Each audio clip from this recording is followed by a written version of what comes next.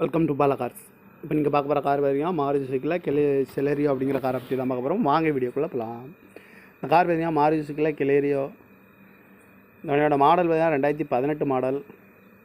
இதோட வேரியன்ட் பார்த்தீங்கன்னா NXi 0 automatic வேண்டியது தான் அப்படின்னு இருக்காங்க. இது ஓனர் பார்த்தீங்கன்னா ஒரு ஓனர் தான் வரும்ன்ருக்காங்க. இது ஒரு பெட்ரோல் வண்டி தான்.